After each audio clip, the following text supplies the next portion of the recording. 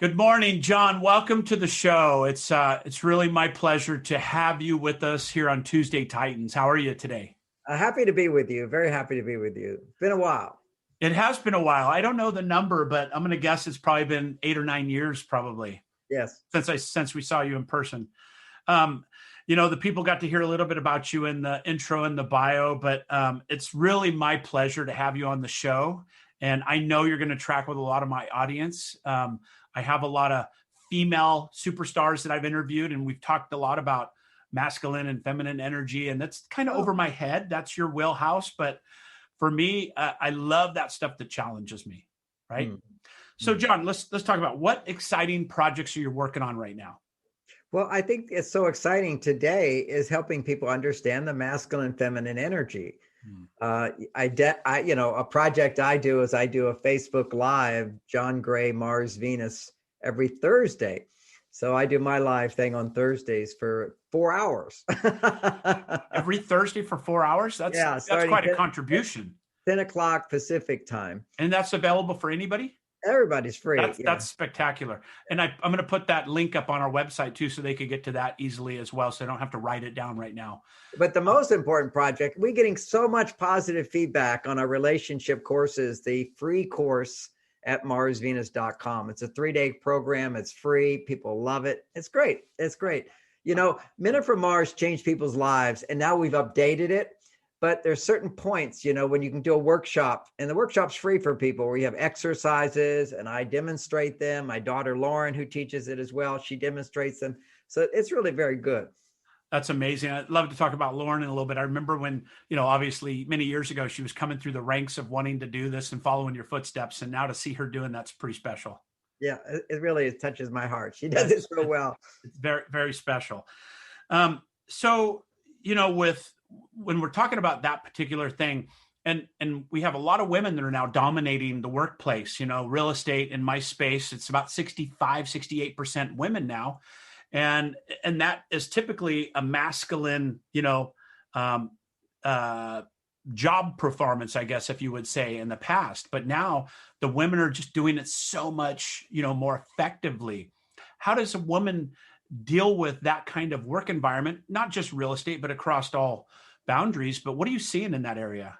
Well, women are excelling in all areas because we're in a world where communication makes all the difference, and women have a greater tendency towards wanting to communicate better. It's in my field of teaching people how to have better relationships, it applies all in the workplace as well. And women are better educated today too. I mean, this is what people don't realize is in the last 10 years, 2 women to 1 man graduates from college. I didn't know that. No, people don't know that. That's shocking information. That is a shocking number. And even in the whole broader arena, when they talk about women making less than men, well, yeah, women at a lower income level make much less for the same job. But when you get to women 35 years old and without children, they make 30% more than men for the same job. And isn't that something? Well, they're hard workers. The challenge for women today is when they're making money, they produce male hormones. That's what produces male hormones, is whenever you focus on a task, you put your personal needs to the side and you go ahead, kind of like a soldier. You go into battle, you put your own life at stake. Well, if a woman puts her personal life to the side to make money, it makes the male hormone testosterone. And that feels good. It's very effective. It makes her very confident, but it also keeps her from feeling like she can sleep well at night. Often she doesn't feel the need for relationships. The ability to experience emotional intimacy becomes less for her. Ironically, women crave a man who's emotionally available, but most of the time she's not emotionally available. And she wants the man to be emotionally available so she'll feel safe to go to her female side. It's a big challenge. As women go more to their masculine side, producing more testosterone, their estrogen levels will tend to go down. Their progesterone levels will tend to go down. Their oxytocin levels will tend to go down. And these are female hormones that lower her stress level. For men, testosterone lowers our stress level. This is all amazing information. Once we understand the hormonal plumbing of our body, we really are biologically very different. You're giving me goosebumps, seriously, because as much as I think I've studied and understood the way you just described it, it kind of the light bulb comes on, right? It's like we're literally two different aliens. Yeah, And we are aliens. We're from different planets biologically. totally. Biologically, you see, everything that has to do with happiness has everything to do with stress hormones. Now, stress hormones are good. That would be adrenaline and cortisol for short periods of time. Hmm. But when you have them chronically, that means all day long and every day to various degrees, that inhibits our ability to be happy, to feel loved, to feel our heart open, to feel connected. And you can measure this in the body when you're producing cortisol, stress hormone, blood flow slows down and eventually stops to the front part of the brain. Now, the front part of the brain is where you have choice. It's where you can learn from a mistake and choose to do something differently. If you're in the middle part of the brain, you actually have no choice. You're just an automatic person, just like somebody wanting to lose weight.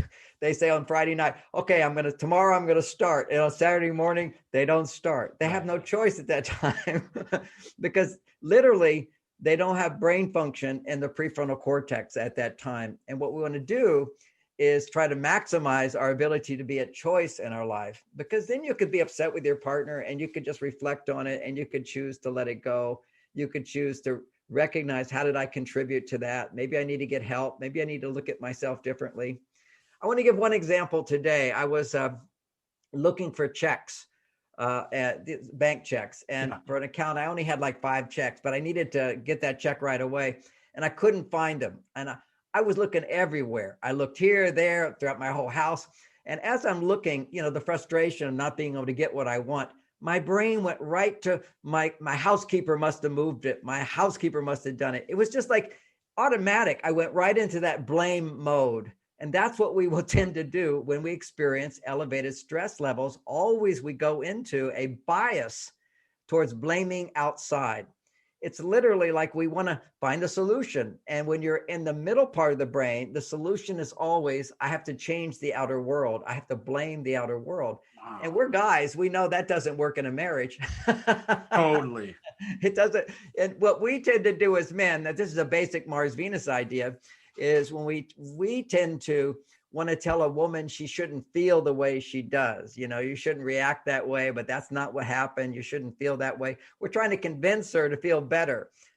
What she gets the message is, you're trying to change me. I don't want you trying to change me. I'm not good enough. You don't listen to me. You're not understanding me. That becomes her experience, and a lot of resistance if we try to change how she feels. Wow. Well, women tend to want to change what a man does. And so if you ask men who have their complaints, they'll say, oh, she complains too much. She has disapproval. She withholds sex, a variety of different things about her trying to change his behavior. And that's what men resist the most about. If you said to a man, well, don't be so upset, I think you're overreacting, a man might go, maybe I am. but you say that to a woman and you're in deep trouble. Right. So we have different sensitivities. And why do we have those different sensitivities? Certainly it's programmed into our brain, but so is biology. That's all biology, but hormones promote that, because when a woman feels safe, the hormone estrogen goes up.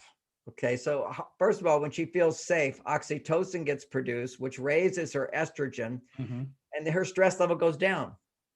For women, anytime a woman is stressed, her estrogen is low.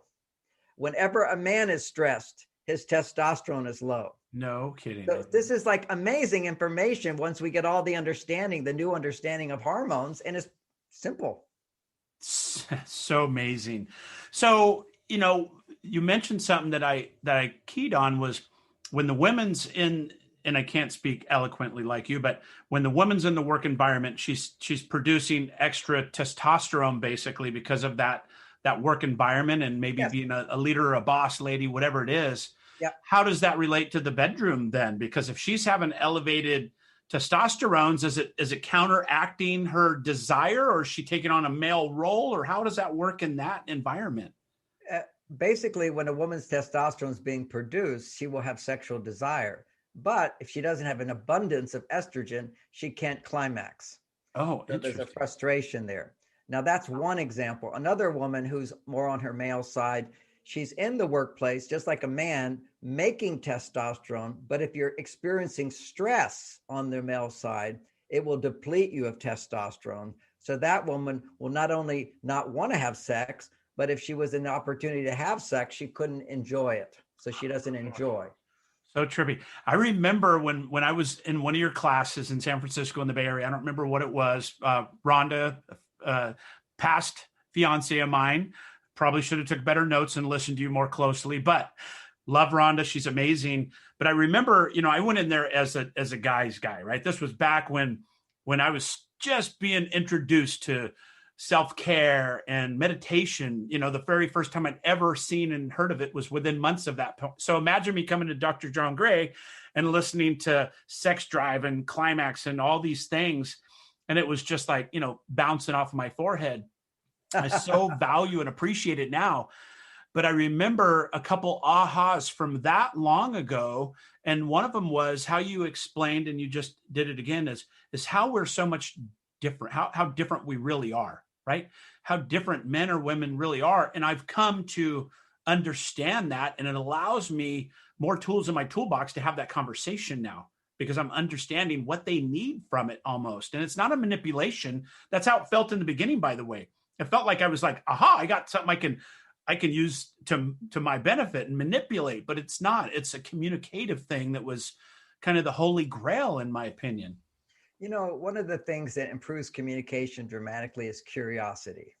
Mm-hmm. When somebody speaks to us, we're sort of ready to explain something, make our point, and so forth.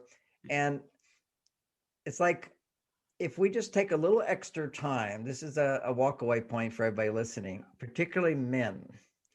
If you take a little extra time before you speak, and when you do speak, ask 3 questions at least before you say anything. Mm-hmm. So some simple rules. And the first one, and it's to get out of the habit of just wanting to finish her sentence, wanting to adjust what she said, wanting to offer a solution. Instead, you practice saying, help me understand that better. Wow. And you just pause, and she'll talk more. And then you say, tell me more. And then you say, what else? 3 things, and it's hard to do, by the way. We are wired up. We're we're like firemen. Okay. We're race car drivers, right? Get ready, go, start. As soon as she stops talking, we're ready to fix the problem, to solve everything. And there's nothing wrong with wanting to fix the problem, solve everything, if you know what the right solution is. And the right solution, if you want to help a woman's estrogen to go up, is to generate a sense of interest, curiosity, and safety that she can express whatever she has to say. And, even safety doesn't necessarily mean that you're not going to hit her or something crazy like that. I want to give you one example people will remember is, since we mentioned my daughter, Lauren, she's a superstar at my website, thousands of people listen to her courses and so forth. She has women-only courses. But when she was a little girl, she was not so good at math, in first grade. Oh, I don't like math. So I worked with her math homework always. By the time she got to college and I wasn't there, she was a best calculus student, but she needed that interaction. It was good father-daughter bonding. Yeah. So basically I did all of her homework for her up to 8th grade, which was fun. It was fun. And she would do it with me. So I was teaching her while I did it for her. And then she got it. But before she got it, I hired a tutor around 8th grade because they understood the formulas better than me. I could get that far. Anyway, when she was struggling with a problem, we both were. My brother was in town, and he is like a math whiz, PhD guy in science and so forth. So I said, hey, Robert, can you help Lauren solve this problem? And he looked at it, he says, sure, that's easy. Now, as soon as he said that's easy, he became my daughter's enemy. Because when you suddenly give an answer to something, you diminish that person's competence. Do you see how that is? Unless that person is going to, because they feel, would you help me do this? But even to her, that comment, oh, that's easy, I'll show you how. That really pushed her down because she didn't know him yet. And that was her first experience. So it's important. And I tell that big, long story because every time we're men, we get paid for having solutions. I mean, I'm on the show with you because I'm a solution man. I've written books on solutions and everything. But when a woman, particularly in a personal relationship or in a sales situation, and this is one of the reasons women are better at selling these days, is because they're not trying to push the person. Even if they have a push behind them, they intuitively understand the way women think, and they will tend to ask more questions, lead them on. And what else? Is to generate more opportunities to articulate yourself will raise your estrogen levels. And that's what women intuitively know. And that's so important today. Now, maybe it's not as important with men, you might think, but actually, when a man is considering a big purchase, there's always insecurity, right? Am I picking the right thing? He is going to be making female hormones. He's going to be more on his female side. And therefore, a wise person knows, even if a man's making a purchase, to ask more questions. The thing about selling to a man would be you'd want to impress him more with, I've sold this house and I've sold this house and I've done this and I know this, which some women might be turned off to because you're like, who's Mr. Ego over there? But men want to sell to an ego, okay? If you haven't done it before, I don't want to have you do me. So, but at the same time, women intuitively have that sense of knowing to ask questions, which says that you care about that person. You ask questions to say, I understand where you're coming from, what you like, what you don't like, and I'm not pushing you, but I'm gently leaning into you. And women want to be treated that way. So she knows instinctively how to sell to a buyer. So that's very interesting. And I think that's why women are doing so well in the real estate and sales industry. We've now 65 to 68% women in the industry, and they're just really dominating in terms of leadership roles and number one agents in the nation. And there's another dynamic to this. Okay. So there's also the dynamic of the male female, a woman selling to a man. That man comes home to his wife every day. And I won't say every man, but a lot of men that I have counseled come home to their wives every day. And that wife has taken him for granted, doesn't appreciate him anymore.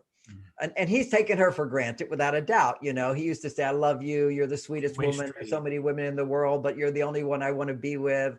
I care about you. Let me see, what are you doing? Let me show interest. These are things men used to do, and they stopped. That's called taking your partner for granted. Why tell her every day you love her? Why give hugs?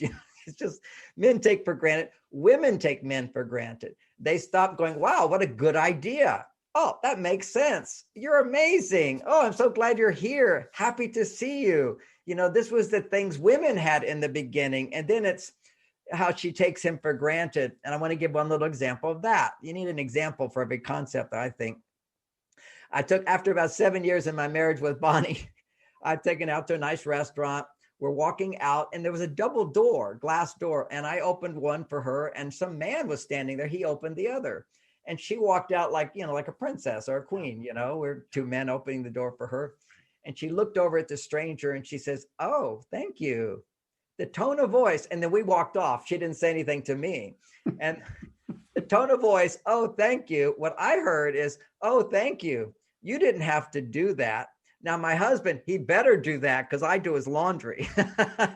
You see, that's where women get into challenged in relationship is they'll give, and then they start keeping score. Hey, he's not giving to me. He's not giving to me. So that's a whole subject in itself. But the point there is taking someone for granted. And that's what we will tend to do in our relationships. Now, in sales, we're talking about sales for fun. When a woman is selling to a man, she's not taking him for granted. When he says something, she goes, oh, that's interesting. Oh, that makes sense. Oh, what a good idea. Oh, and what would you want? Oh, well, I can see why you'd say that. See, she has no investment in changing and correcting him. True. And so here's a guy, and we guys are hungry. Feels good to get those messages. No one's trying to change me. All I can say, someone says, that's interesting. What a good idea. Oh, that makes sense. So I'm emphasizing 3 phrases for women to remember. Try this with in sales, certainly, but also with men at home, with your son, with your husband. That's a good idea. Oh, that makes sense. Really amazing. That's so helpful. All of those are words that maybe you're actually feeling inside a little deeper if you look for them, but you don't say it because you think they should know. Just like a man who doesn't tell his wife every day, I love you, sweetheart. You're so beautiful. You're the only woman in the world for me. He doesn't say that. He said it in the beginning, and he figures, I've already said it. Why do I have to say it again? So that's the taking for granted, is to assume the other person has gotten all the love they need, as opposed to, it's like food. We all need that wonderful acknowledgement. So women will tend to, in a sales situation, slightly flirtatious, but not really. Doesn't have to be that at all. It's just, oh, what a good idea. Well, that makes sense. Because women by nature are cheerleaders. By nature, they have the ability to appreciate little things. They don't have to have a whole big building or whatever to be all excited.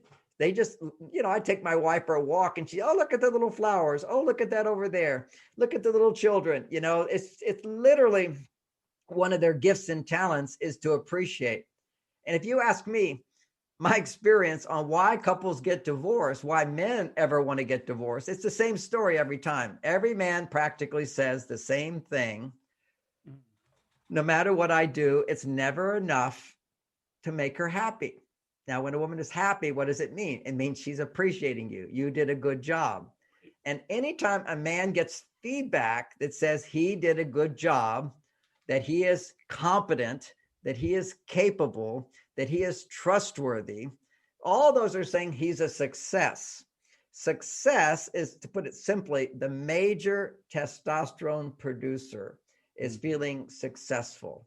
And so it feels good whether you're a man or woman to be successful, without a doubt. It produces endorphins in the brain, but the testosterone it produces strengthens a man's well-being, gives him energy, lowers his stress level. And that's the most significant thing. We have the basic biological research that show that anytime a man is not positive and motivated and energized, his testosterone has gone too low.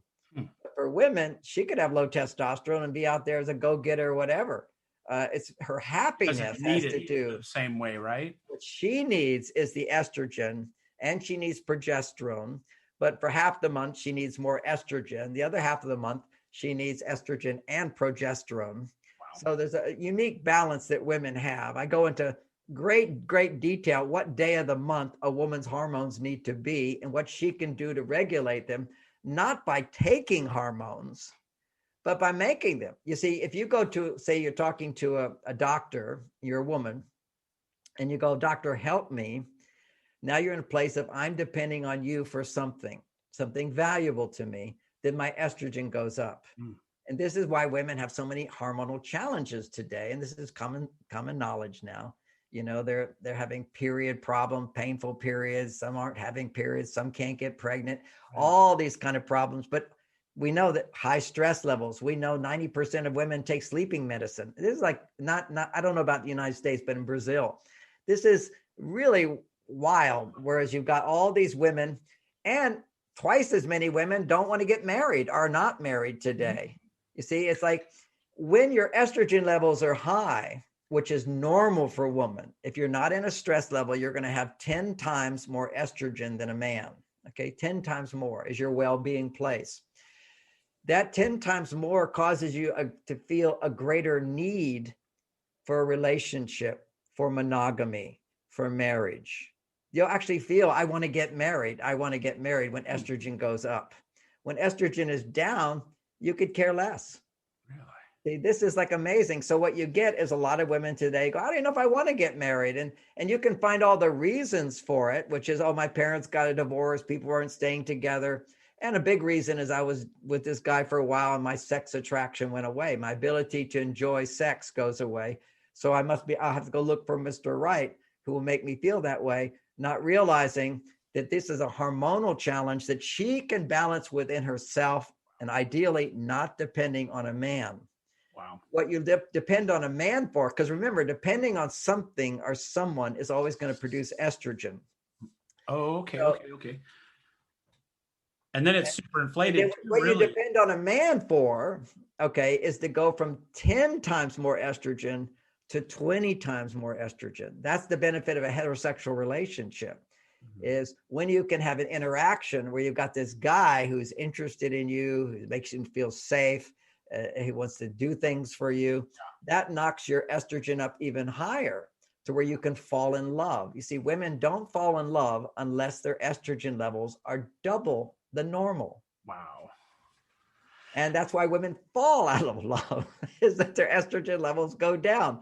Now, when I say that, it's not just a matter of giving yourself shots for estrogen. That's right. completely opposite. That's what came to mind. Yeah. Your mindset, your behaviors are such that they stimulate the right hormones. For example, women love to shop. And they shop in a particular way, different from men. They sort of wander through the store, gathering what they like, what they don't like, whatever. It turns out when you're dependent on buying something for your happiness, your estrogen goes up. So you'll see that women who aren't happy are compulsive buyers. Okay. But there's a nice blend there. If you're just feeling stressed out, women just go on Amazon, buy a few things, and the packages come and you feel good. That's what they can do right now. You can talk to a friend. Okay. Talking to a friend, because see, talking is a way that women feel safe. If I can share what's inside, particularly turbulent feelings, stressful feelings, if I can share that and somebody doesn't make me wrong, that produces huge amounts of estrogen, which is why 90% of people who go to counselors who sit there and listen to you talk, that's what we do, are women. Women will pay you to talk, to listen to me while I tell you about my problems. And I'll come back again and again if you're truly interested in what I have to say. Well, I've got enough Amazon packages on my front porch for 20 estrogen-filled women. So whatever's going on with that, I totally understand that. Oh, this is so, I mean, again, thank you for being here, but this has been so good for me. I really love this. I know my listeners are going to love this as well. So well, let me particularly women listeners, let me just do a little commercial for something I think is really good. Yeah. Because it really is good. We have a class on our academy, which is amazing. Everybody loves it. It's a 6-week program, and my daughter does it. Wow. It's and I've done everything with her, and there's exercises that I give examples of, and she gives examples of, and that's called How to Get Me Time. Now, a lot of single women might be thinking, oh, well, that's all I have is me time. And I go, if you're single, you don't know how to get me time. Because getting me time means when you're with a man, your life is so full that you're not dependent upon him to make you happy. You depend on him to make you happier.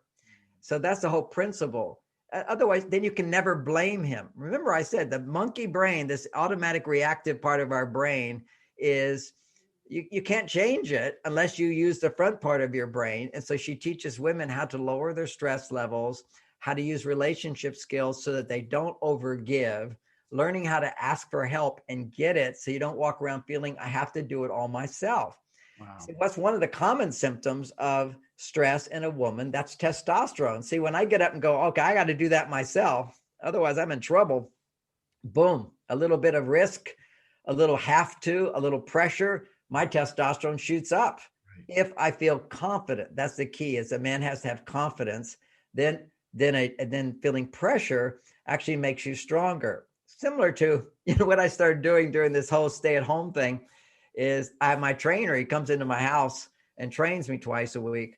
The guy pushes me to the nth degree, and I would never ever do it as strong as what he makes me do. But I'm embarrassed to not, he says, okay, give me 5 more. I know you can do it. And I'll do it. And my muscles are shaking and everything, but I'm not about to give in. And he's the perfect trainer. He knows right at the point where I'm about to die, and he'll push me. But that's what builds testosterone. And not that I have to do that all the time. You see, it's not like we have to be pushing ourselves all the time, but we have, the key word there is when you feel as a man, I have to do something and I can do it. Okay. There has to be the sense of I can do it and I have to do it. Women, on the other hand, when they're stressed out, they're feeling I can do it and I have to do it. That's it. And their stress will get higher if I have to do it and I can't do it. That will knock it out of the park. What a man does when he feels I have to do it, I can't do it. Okay, forget it. Forget it. That's what we do at the end of the day. That's called the cave time. That's in my book, Men Are From Mars, that men will typically, when they're stressed at work or exhausted, they'll come home and they want to ignore everybody and do something just for himself. Right. to distract his attention from problems that are difficult to solve. So now he can have a hobby or watch TV or something little where he can now forget his problems. So another simple concept here, men need to take time to forget their problems, which is why meditation is also a good thing. When you can forget the problems that you can't solve right now because you've come home from work, you can't do anything about those problems. True. You have to forget them. And meditation was one practice where people can forget their problems. And so natural for men, a little more difficult for women, but more important for women is to learn how to share their feelings in a way where the person will listen to them. And that's an art. You can't just share your feelings with a man. You have to communicate to him in a way where he will hear you.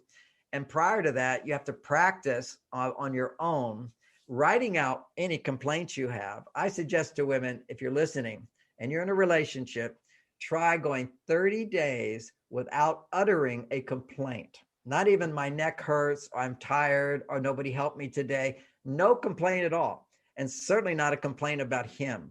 Try it for 30 days. But what you do is you need that outlet. So you write it out. You write out everything you want to say. And whenever anything has sort of an emotional feeling to it, write it 10 times. Simple little exercise to rewire your brain.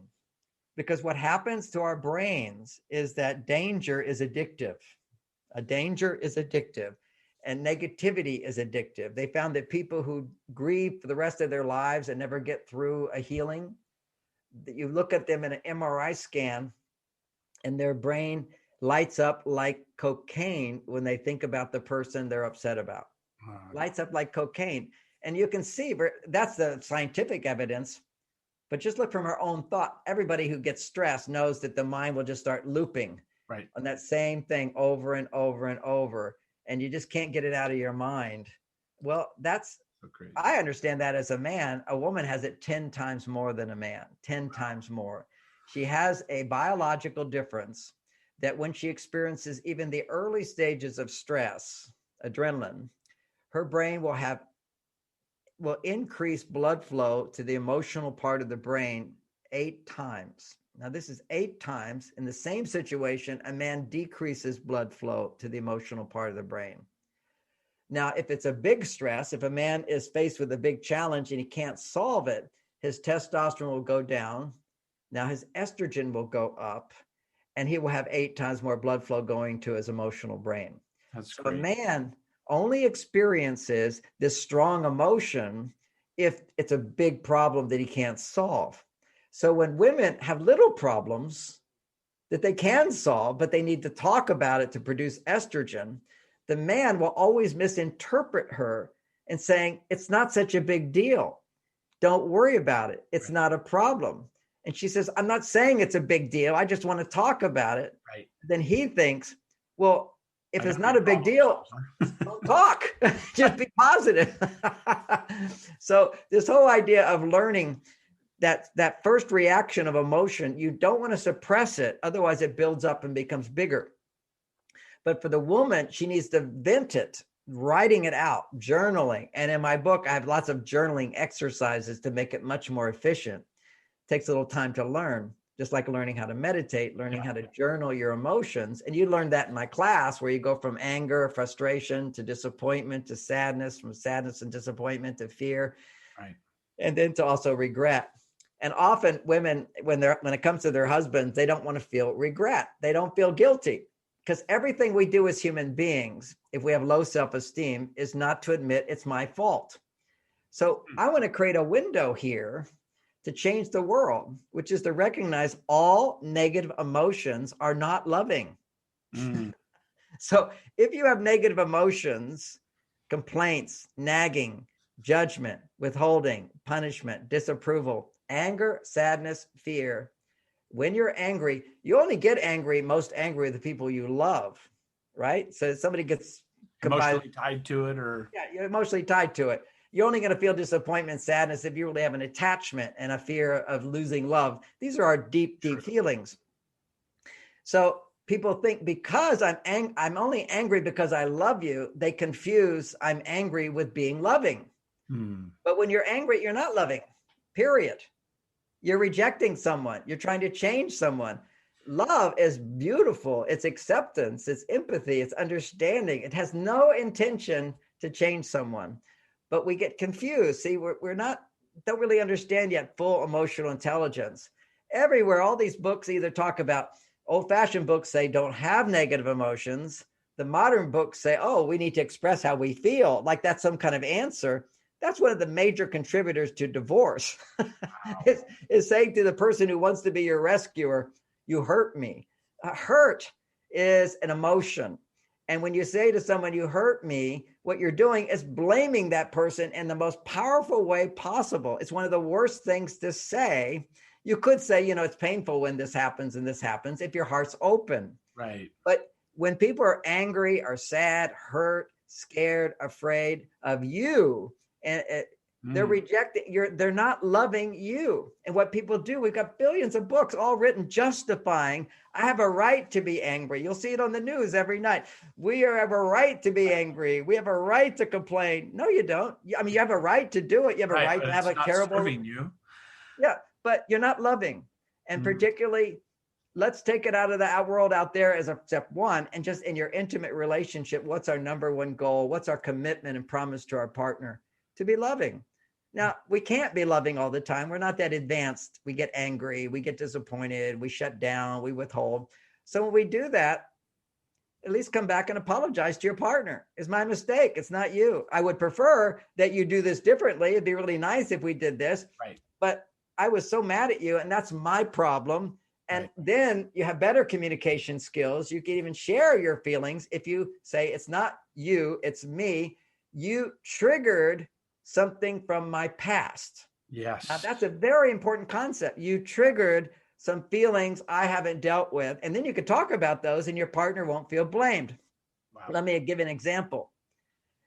Here's my jacket. Let's say it's just, you see my skin here. If I had this big wound, I carry it around, my baggage from past relationships from my childhood. We all have it. Yeah. Now it's covered up. I'm an adult. I don't feel those things anymore.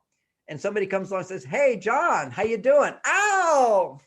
I go, what are you, crazy? Why are you reacting? You hurt me. You hurt me. It's not going to make any sense to me. I'll just get defensive. I just tapped you. What's the big deal? Right. The big deal is, look at this. Yeah. Then I go, oh, I'm so sorry. Oh, I see. So see, we have to make sense of all these upset, negative emotions, never justify them as loving. Back to my original point, for women, there's such an automatic reaction to articulate negative emotions. As a matter of fact, that was the way primitive women would test the right man for her. Did he have so much attraction for her that she could express negative emotions and he stayed turned on to her?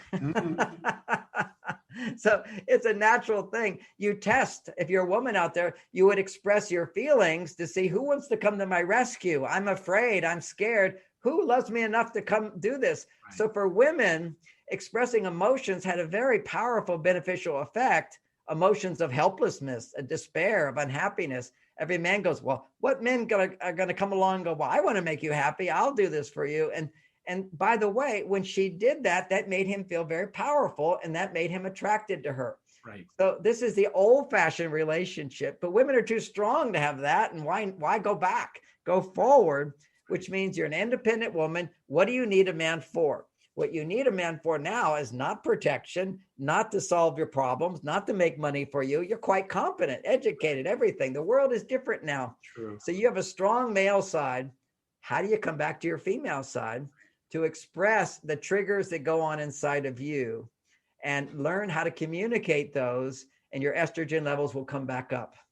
But as soon as you get upset about something that's a trigger, 90% of anything that bothers you as an adult is just a trigger. 90% of it is from your past. It's your baggage from your childhood. I mean, this is, a lot of people go, oh, that's a cliche, but people don't really get it yet. That's the whole foundation of psychology, is that every time we're upset, it has to do with something that happened before that. That has to do with something before that. And the simple logic of that, Freud discovered this and talked about it first. Simple logic. I come home and I see there's a little problem in the house. I go, oh, it's a little problem. Or I came home and there's 15 things that went wrong that day. And then there's a little problem. That little problem becomes a big problem. We all know that's the case. Well, it works that way in terms of our whole history as children. You see children in the hospital, even they're all crying, they're traumatized. The birth today is a hospital danger. Parents are afraid. Already we start out in fear. These are our first impressions. And then as little children, the way the brain works is we come out, we don't know ourselves at all. We have no self-reflection. It take 28 years to the ability to see yourself separate from other people. I'm dependent on other people to say I'm a good person or not a good person. Some people never develop that part of the brain because they've been under too much stress, and that's called taking things personally. So somebody doesn't like me. Oh, I guess something's wrong with me. Instead of like, what's their problem? I'm a wonderful person. Right. That's healthy self-esteem. That takes years to develop. As children, we come into the world and everybody's happy to see us. So we go, our first lesson is, oh, I make people happy. Right. Now, when our parents are arguing, what did I do wrong? Well, my parents aren't here. I cry out. They didn't come. Doesn't everybody want to make me happy? No, they don't want to make me happy anymore. Well, what happened? What did I do wrong? What did I do wrong? We beat ourselves up all the time from this mistaken notion that I didn't do anything wrong. But as adults, we have to acknowledge when we do things wrong, but at the same time, we have to forgive ourselves.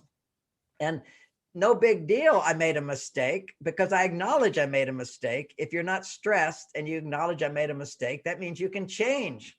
But if you're not in the front part of your brain, I made a mistake, oh, I'm a bad person, and guilt sets in and you can't let it go. So this is part of emotional intelligence. This is what I go into in my book, Beyond Mars and Venus, which is helping women understand the pathways back to estrogen. And there's many more. And for men, the pathways back to testosterone. Because here's a takeaway for every man watching and for every woman watching to understand this. Whenever a man is angry, that means he's in his fight or flight, right? 200,000-year-old monkey brain. Yeah, it's the monkey brain. It's automatic. He has nothing's going on up here. Okay, so when a man gets angry, what's happening in his body? His testosterone is going down. His estrogen is going up. Now, anger is estrogen. Okay, it's an emotion. So now his estrogen is going up. If he talks while he's angry at the person he's angry with, he will only become more and more angry. Therefore, if you sense a man is angry, don't ask him questions. Don't encourage him to talk. Basically say, I need to think about this and we can talk later, and walk away quick. Don't engage a man when he's angry. You're absolutely right. I mean, it's 1,000% right. Because I know those specific times that all they had to do is just not say a word and I'd be all right in a few minutes. But it just, I'm in battle mode. And battle mode. I saw it in the movies when I was a kid. I've seen this many times in the movies. But there'd be two guys in a bar and they're starting to, look at each other's eyes. That's another thing. If you're upset, never look in a guy's eyes. Okay. So they're like getting into their space, and then they start to fight. And what do their friends do? They pull them off. They don't say don't fight. They pull them off and point in a different direction. So they're literally looking in a different direction and say, you don't want to waste your time with that guy. And it's like that it's over. But right. That interaction and eye contact is like, sometimes women want to have this they're upset with you and they look right at you. It's the worst thing to ever do. It's worse than saying I'm upset with you. You're no good. It's a challenge. It's like it stimulates this surge of estrogen to go up and his testosterone goes down. And that's what people didn't understand. For the longest time, we assumed that testosterone causes men to be angry. It's not testosterone that causes him to be angry. If he has a problem, his testosterone will give him confidence and strength. But when he starts to solve the problem, if it's not working, what he's doing doesn't work, or he doesn't think I can get what I want, then he loses confidence, his testosterone goes down, and his estrogen goes up, and he starts to get angry. Or he runs away. Okay. Wow. And if he runs away, women, let him go. He needs the space, because distance allows a man to rebuild testosterone. Connection increases estrogen. So you don't want to connect with a man when he's angry. Time out. Wow. This is so good, John. I love this. And I know the listeners are going to get a lot out of this too. And hopefully they'll go back and read your books, and I'm listening to the new book Beyond Mars and Venus, and I love one thing you said in there. You said, don't try to get your partner to read or join it with you, husband or wife, doesn't matter who's on the journey.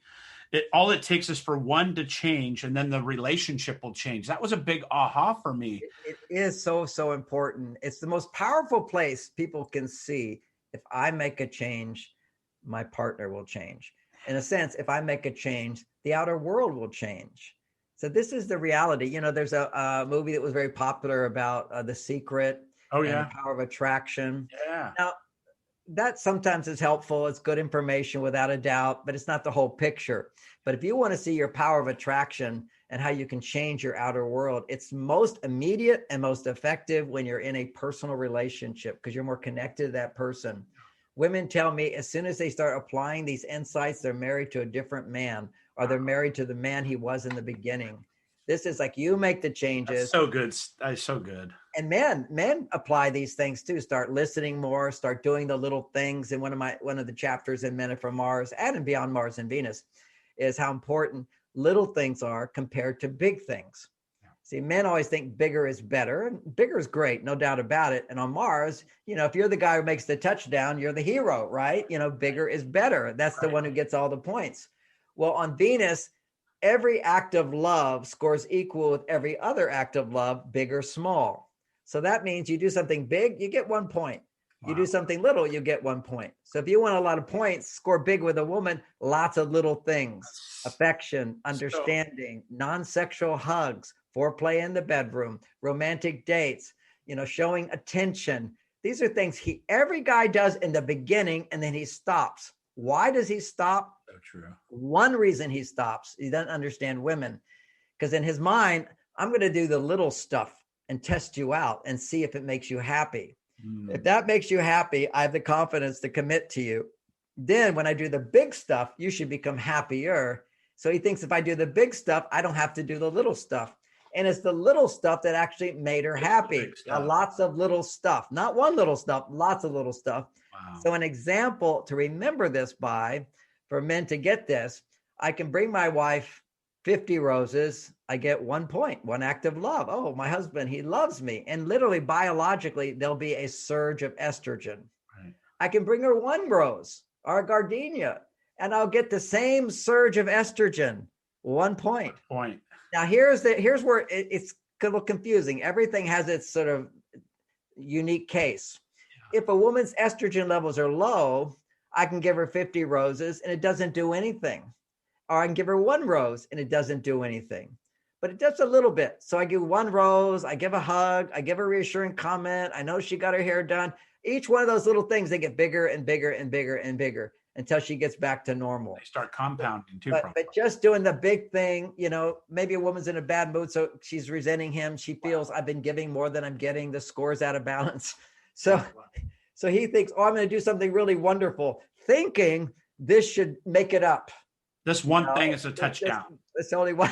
That's right. It's just 1 point. You got a lot of little points. Oh, my gosh. These are subtleties that really can make a relationship easier and make us as human beings healthier. And that's another thing, since I mentioned health, at marsvenus.com, I have a wellness store. All kinds of little solutions that most people don't think about, because these are the behaviors for healthy hormone function and lasting love and relationships. But you've got to make sure you're getting the right nutrition. Nutrition is so key to getting this. So you want to find the right supplements and support for you. And there's one which I want to talk to the men for a moment, because this is sort of a private thing, but it's a sabotage for a lot of intimate relationships, which is, you know, we want to stay attracted to our partner. And if we get off on porn, let's just say, you know, you're missing her, but she's not around. So you just go online and you do your thing. What happened is you just stimulated your brain more than a woman could ever do. Now, this is proven in terms of dopamine levels. So your brain is now dependent on higher dopamine levels to experience the arousal that you used to feel with your wife. So it's really, really important for men to know this. Because, you know, hey, we've been doing it as childhood, whatever, as teenagers, whatever, and you get the urge, you do it and so forth. Now we've got porn, which makes it even a bigger dopamine stimulator. If you use porn to get off, your ability to be turned on to a real woman diminishes, and it's proven porn lowers your testosterone levels. As a matter of fact, anytime you ejaculate, your testosterone levels goes down. And now once it's down, you ejaculate kind of stays there. But this is what the research showed. And this was really impressive to me and really important for men to know. You make love to your wife, your girlfriend on a Saturday night date. Okay, you did that. Next day on Sunday, your testosterone went down. It will always go down. That's the biology. Now, in the very newness of a relationship, it doesn't happen that way. There's just so much newness. But once you get familiar, he ejaculates on Saturday night, his testosterone goes down half. And it stays down for the whole week with a little bit rising up. And then on the seventh day, on Saturday night, it doubles. It doubles. Now, if you released on Tuesday, ejaculate on Tuesday, it never doubles. It has to have 6 days of abstinence for it to double. Now, if everything's fine, great. But what I see is so many couples, the guy loses interest in her, but he can be turned on so easily by porn, or he can be turned on by a stranger. Why is that? Because porn or a stranger doesn't produce estrogen. Making love is testosterone and estrogen. So they stay balanced.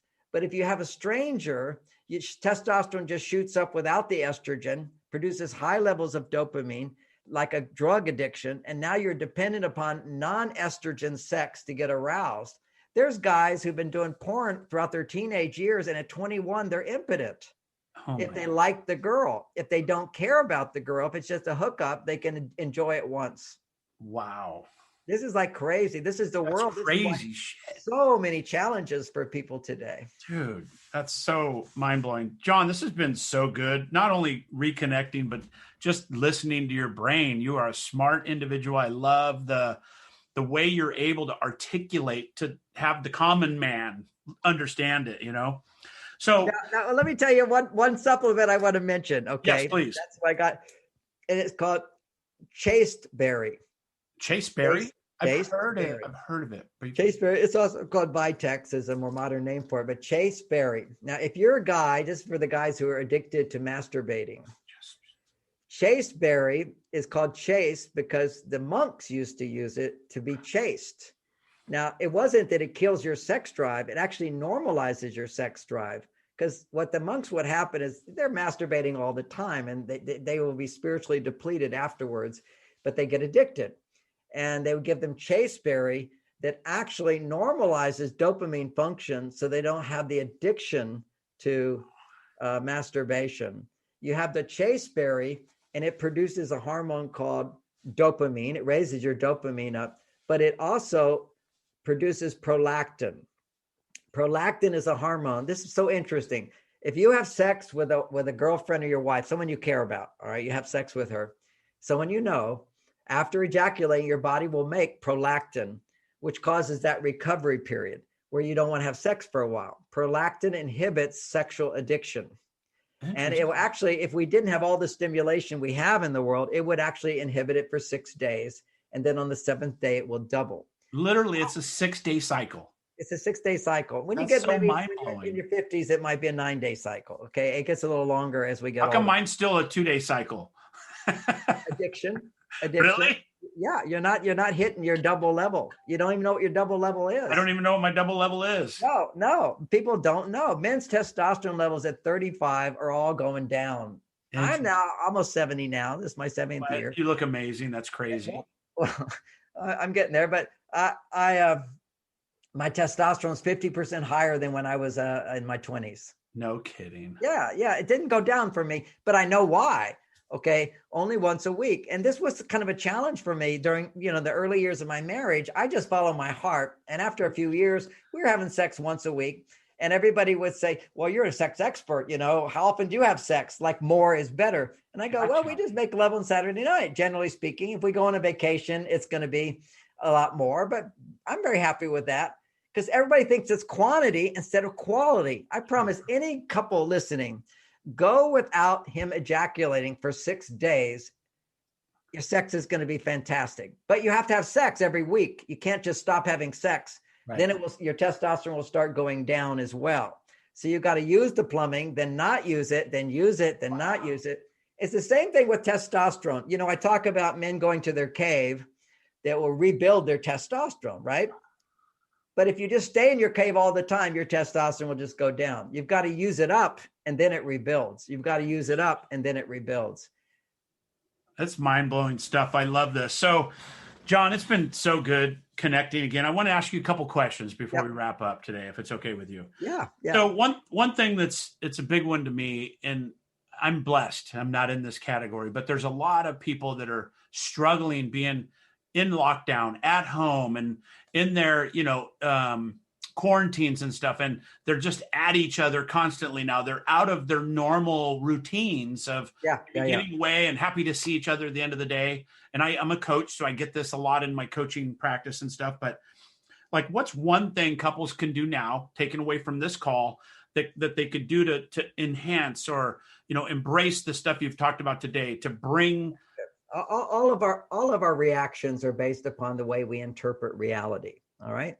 Everything is how we're interpreting. So knowledge is very important as well as practice. Yeah. Today, we've discussed the knowledge that men need distance to rebuild their testosterone. Women have to understand this. He really needs to be pulled away. Also, men need to have jobs in order to rebuild their testosterone, so they're not dependent on her for it. He's dependent on her to bring it up higher, but not for his basis. And that's a change in our world now. We're seeing many men are not making the money, or they're not having the opportunity. They're not getting out there. Yeah. There are many, many psychological needs we have other than just being intimate. We'll call those vitamin A, B, C, E, F, G. And then you've got vitamin D. Vitamin D is what we get out of our relationships, so to speak, in this metaphor. But you've got to get all the other vitamins. So imagine that, and our normal life gives us that. We're not getting that most of the time for everybody right now. So imagine you have all your vitamins except vitamin D. So you're feeling happy, and you meet some guy or some woman, now you feel happier. It's like you're in a good mood and you go out in the sunshine and blue skies, you're really happy. You go, wow. What that wow is a surge of vitamin D coexisting with all of your other vitamins. Interesting. But if you don't have all the other vitamins, vitamin D doesn't do anything. Okay. So that's why your partner can no longer have the positive effect they had in the past. And therefore we tend to blame them for not making us feel that way. And we go, well, you should be doing this. You're not doing this. So we have to this is a great reset to stop demanding more from your partner and start healing yourself. Stop looking to your partner to make you happy. And understanding, women, you need to take this time to not look to your partner like to share your feelings and complain and express anything. Don't try to change anything for a while. Change yourself. This is reset who you are. Learn how to get out of the habit of using negativity to get what you want. That's called complaining. If you use negativity to get what you want, then every time you want more, your brain will look for something to be negative about. You're growing pathways in your brain that become automatic, looking at what's wrong, and don't watch the news. All this fear just puts you in the adrenaline state, which puts you into the pathways of a monkey brain. And the monkey brain in danger has a 10 times greater bias to see negativity than positivity. Totally. Why? It's about survival. I need to know what's going to hurt, not what feels good. Yeah. So this is like, we have to keep, and so you'll get in these arguments and you'll feel, oh, I hate you. I don't know if I ever loved you anyway. You've never done this for me. All that is that's a lie. That is the big lie. The big lie is don't trust your feelings unless your heart is open and you're happy. If your heart isn't open, don't trust your feelings. Anything that doesn't feel good, don't believe it, particularly now. Give yourself time to settle down and don't say that, well, you said that's your true colors. No, that's not their true colors. That's what they feel when they're being temporarily crazy. Yeah. So that should be helpful. That's incredibly helpful, John. Thank you. Last question. What impact do you want to leave on this world? You have such a footprint, John. How many books have you now produced behind you? 27 books. And I think 27 books. Thank you. I think another 25 will do me. Right. I have an idea. Have you done one for real estate agents yet? No, I haven't. Like Jack Canfield. We could talk about a real estate one and go in cohorts on it. Maybe that's a good idea. I kind of did it today when I was talking about men and women. I was just talking to your audience. Mars and Venus for the real estate agent. Okay. We got 2 million people. Need it. All right. Thank you. So last question. What impact do you want to have on the world? You have such a legacy and such a footprint that you've left, but what impact do you want to have on the world? Oh, I want people to have better relationships, true understanding between men and women. So divorce dramatically goes down. Children grow up and intact mother-father families. Because right now the world's going in the opposite direction. We want to bring it back together, but with new enlightenment on how to create passion and love to keep the family together. For children will grow up geniuses. I love it. Thank you, John. Thank you for being here today. I appreciate you so deeply, and I appreciate everything you've contributed. I know. Thank you so much. What a joy. Thank you. Thank you so much.